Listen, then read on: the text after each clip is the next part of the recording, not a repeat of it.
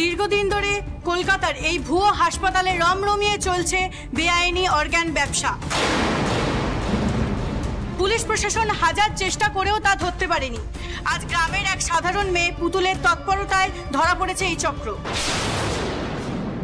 সত্যি মাঠান, পুতুলের সাহসের তুলনাই হয় না। পাচার চক্রের ভেতরে ঢুকে গিয়ে ওদেরকে শায়েস্তা করে ফেললো। এই জন্য আমি বরাবর বলি পুতুল কিন্তু আর 10টা মেয়ের মতো নয়। মাঠান, পুতুলের স্নেহে আপনি একেবারে অন্ধ হয়ে গেছেন মাঠান।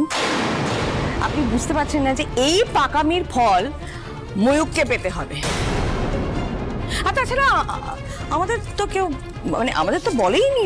ও তো খাওয়া টেবিলে বললো না ওর পরীক্ষা আছে, তাই জন্য গুগরাসে গেলে বেরিয়ে গেল। একবারের জন্য আমাদেরকে জানায়নি যে ও কলকাতা যাচ্ছে। কত বড় পাজি মেয়ে মেজ বৌমা,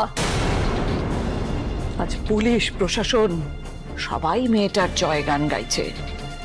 আর যদি ওর নামে দুটো ভালো কথা না বলতে পারো, দয়া করে তোমার মুখটা বন্ধ রাখো। তলায় তলায় সব ফন্দি করা ছিল, খালি নাম কেনার ধান্দা।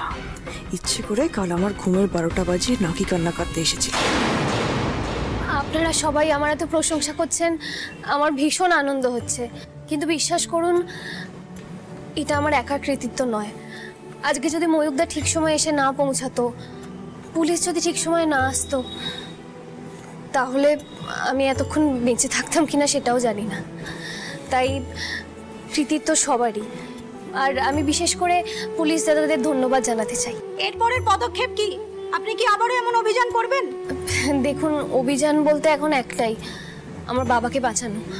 বাবার অপারেশনটা শুরু করতে হবে এক্ষুনি। আমি আপনাদের সাথে পরে কথা বলবো, ভালো করে কথা বলবো, কিন্তু দয়া করে এখন আমাকে অপারেশনটা শুরু করাতে দিন। ডাক্তারবাবু, টাকা তো এসে গেছে, আশা করি এবার আপনি অপারেশনটা করবেন। হ্যাঁ নিশ্চয়ই, আপনি চেকটা রিসেপশনে জমা দিন, ফর্মালিটিস গুলো করুন, আমি ওটিটা স্টার্ট করছি।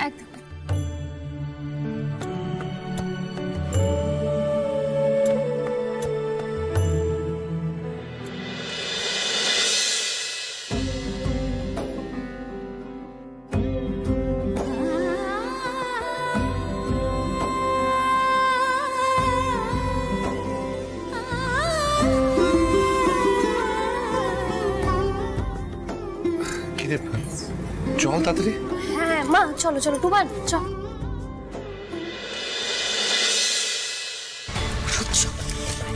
কি এটা নিয়ে বাজাচ্ছ কেন? এটা বন্ধ কর। বন্ধ করলে কেন বন্ধ করলো? আরো দেখবে? ব্যাস এবার 2 হাত তুলে ধেই ধেই করে নাচো।